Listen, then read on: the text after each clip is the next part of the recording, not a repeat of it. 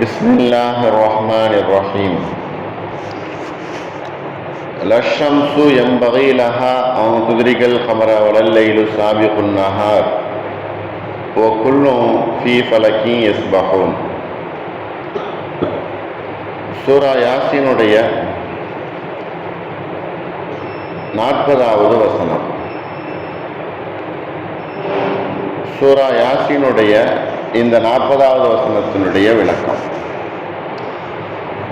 லஷம்சு யம்பகி லஹா an துத்ரிகல் கமர வலல் Lailu சாபிகுன் Nahar. சூரியன் ஒருபோதும் அந்த சந்திரனை தொட்டு விடாது, அடைந்து விடாது. சூரியன் அதற்கு அவசியமாகாது. சந்திரனை அடைந்து கொள்வது, சந்திரனை நெருங்குவது, அவை பெற்றுக்கொள்வது என்பது அந்த சூரியனுக்கு முடியாது. ஒலல்லைலோ சாபிகுன் நஹார்.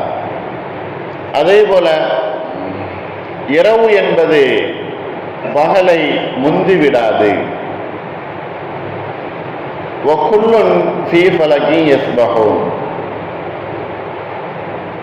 அது ஒவ்வொன்றும் தனக்கு விதித்த அந்த கோள்களிலே அது தவழ்ந்து நீந்தி சென்று கொண்டிருக்கிறது.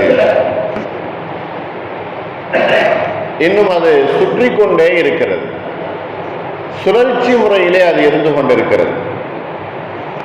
ஒவ்வொன்றுக்கும் அல்லாஹ் விதித்ததின் பிரகாரம், ஏற்படுத்தியதின் பிரகாரம் அது சுழன்று கொண்டே இருக்கிறது.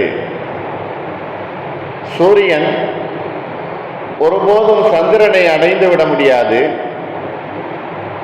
இரவோ பகலை முந்திவிடாது. ஆகையினால் ஒவ்வொன்றும் தனக்குரிய நிர்ணயம் செய்யப்பட்ட அந்த கோள்களிலே அவைகள் பயணித்து கொண்டிருக்கின்றன என்பதை அல்லாஹ் இந்த ஆயத்தில் சொல்லுகிறான். இது அறிவியல் சார்ந்த ஒரு விஷயமாக அல்லாஹ் இந்த ஆயத்தில் கூறி காட்டுகிறான்.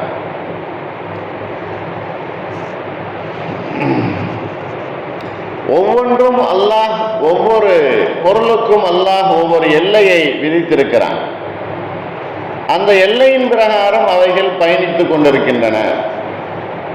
சூரியன் தனக்குரிய கோட்டிலே அது பயணித்துக் கொண்டிருக்கிறது. சந்திரன் தனக்குரிய அந்த இடத்திலே அது பயணித்துக் கொண்டிருக்கிறது. ஒன்று மற்றொன்றை எப்பொழுதுமே முந்திவிடாது, அல்லது ஒன்று மற்றொன்றோடு மோதி அதுக்கு ஆபத்தை ஏற்படுத்தி விடாது என்பதைத்தான் அல்லாஹ் இந்த ஆயத்தில் மக்களுக்கு விளங்கும்படி அல்லாஹ் சொல்லி காட்டுகிறான்.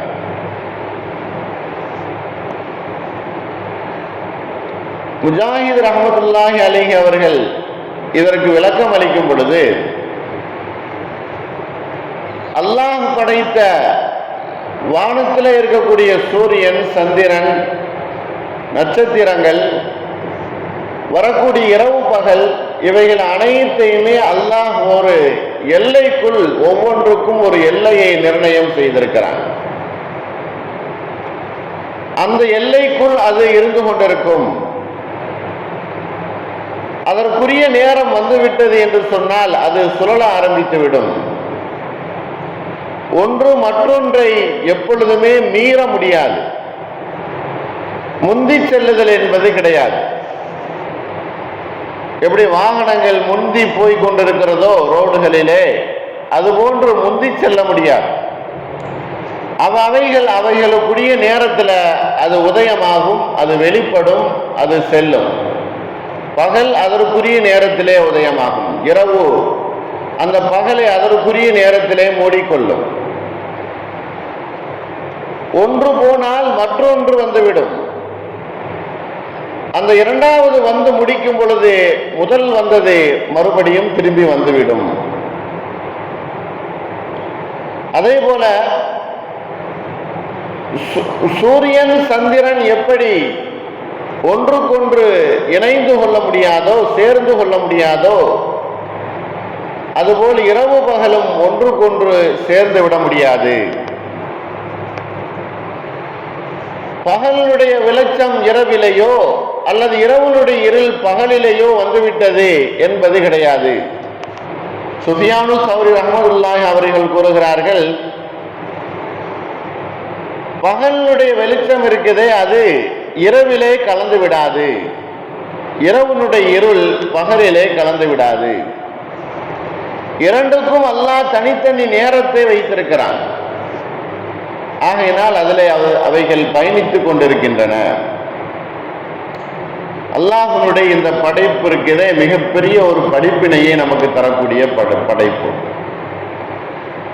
எப்படி அறிவற்ற அறிவில்லாத தன்னுடைய பொருள்களை அல்லாஹ் நிர்ணயம் செய்யப்பட்ட அந்த விதத்திலே அவைகள் பயணித்துக் கொண்டிருக்கிறதோ, அதுபோல மனிதனுக்கு நிர்ணயம் செய்யப்பட்ட வரம்புகளையும் கட்டளைகளையும் மீறாமல், வரம்பு மீறாமல் அவன் பயணிக்க வேண்டும் என்பதுதான் அல்லாஹ் இந்த ஆயத்துகள்ல சொல்லக்கூடிய படிப்பினையாக இருந்து கொண்டிருக்கு. சூரியன் இருக்குது, அது இரவுல முந்திவிட்டது அல்லது இரவுல பயணிக்குது என்கிற ஒரு நிலைமை இல்லவே இல்லை. அதைத்தான் அல்லாஹ் இந்த ஆயத்துல சந்திரனை ஒருபோதும் சூரியன் தொட்டு விடாது, அடைந்து விடாது என்பதாக சொல்கிறார். இக்ரிமா ரஹ்மத்துல்லாஹி அவர்கள் கூறுகிறார்கள், இந்த ஆயத்துக்கு தஃசீராக எப்பொழுதுமே சூரியன் என்பது இரவுல தோன்றியது என்பது இல்லை. அதைத்தான் அல்லாஹ் இந்த ஆயத்தில் அப்படி வந்து விடுமோ அப்படி மாறிவிடுமோ என்பது கிடையாது. கியாமத்து நாள் வரையிலும் அது சுழன்று கொண்டே இருக்கும். கியாமத்து நாள் வந்துவிட்டால் அனைத்தும் சுருட்டப்பட்டு விடும். இன்னொரு கருத்தையும் இதற்கு சொல்லுகிறார்கள், பகலுக்கும் இரவுக்கும் மத்தியில இடைவெளி என்பது கிடையாது. பகல் அது முடிவடைந்தது, இரவு வருவதற்கு லேட்டானது, தாமதமானது என்பதோ, அல்லது இரவு சீக்கிரமாக வந்துவிட்டது என்பதாகவோ கிடையாது. கால சூழ்நிலைக்கேற்ப இரவு பகலினுடைய கூடுதல் குறைவு என்பது ஏற்படும். பகல் கூடுதலாக இருக்கு அல்லது இரவு குறைவாக இருக்கு அப்படிங்கிற அந்த விஷயம் வேண்டாலும் இருக்கும். குளிர்காலத்தில் இரவு அதிகமாகிவிடும், பகல் குறைந்துவிடும். வெயில் காலங்களிலே பகல் அதிகமாகிவிடும், இரவு குறைந்துவிடும். இந்த மாதிரி ஒரு நிலைமை அல்லாஹ் ஏற்படுத்தியிருக்கிறார். ஆனால் பகல் முடிந்தது, இரவு வருவதற்கு தாமதமானது என்பது கிடையாது. அல்லது அது சுணங்கி போய் நின்று விட்டது, அதற்கு அலுப்பு ஏற்பட்டு விட்டது, சோர்வு ஏற்பட்டு விட்டது பகலுக்கு என்பதாக அது தாமதமாக வந்தது என்பதும் கிடையாது. தாமதமோ அல்லது சுணக்கமோ ஏற்படுதல் என்பது இரவு பகலிலே கிடையாது. அப்படி அற்புதமாக அல்லாஹ்வுடைய படைப்பு உலகத்திலே சுழன்று கொண்டிருப்பதை மனிதர்கள் பார்த்து கொண்டிருக்கிறார்கள். இதை இயக்கிக் கொண்டிருக்கக்கூடிய இறைவன் ஒருவன் இருந்து கொண்டிருக்கிறான். ஆகையினால்தான் இது சரிவர இயங்கிக் கொண்டிருக்கிறது. இதனுடைய இயக்கம் என்பதை அல்லாஹ் தன்னுடைய கையிலே வைத்திருக்கிறான். எவ்வளவு பெரிய சுழற்சி ஏற்பட்டாலும் அது மனிதனுடைய நன்மைக்காக வேண்டிதான் இருக்கிறது. பூமி தன்னைத்தானே சுற்றி கொண்டும் சூரியனையும் சுற்றி ஒரு தடவை நிறைவு செய்யும் பொழுது அது ஒரு வருடமாக ஆகிறது. அதே போல சந்திரன் தனது பிறையை அதிகமாக்கி அது 15 நாட்கள் வரும் பொழுது அது முழு நிலவாக மாறுகிறது. அது 15 நாட்கள் நிறைவு பெறும் பொழுது கொஞ்சம் கொஞ்சமாக அது குறைய ஆரம்பித்து அதில் ஒரு 15 நாட்களை அது கழிக்கிறது. ஒரு மாதத்தினுடைய கணக்கை சந்திரனை வைத்து அல்லாஹ் நிர்ணயம் செய்திருக்கிறான். மனிதனுடைய தேவை கணக்கு வழக்கு என்பதும் இந்த கால சூழ்நிலையை கணக்கு வைத்துக் கொள்வது என்பதும் மனிதனுக்கு மிகவும் கட்டாயமாக இருக்குது என்பதனால அல்லாஹ் இந்த மாதிரி இயற்கையிலே அவன் அமைத்திருக்கிறான்.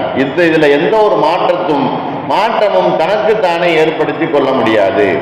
அல்லாஹ்வுடைய படிப்பினைகளை நாம் பெற்று முழுமையாக படிப்பினை பெற்ற நன்மக்களாக நம் அனைவரையும் அல்லாஹ் புரிவானாக. வாஹு தாவானில் அல்ஹம்துலில்லாஹ். அல்ஹம்துலில்லாஹி ரப்பில் ஆலமீன். அஸ்ஸலாமு அலைக்கும் வரஹ்மத்துல்லாஹி வபரகாத்துஹு.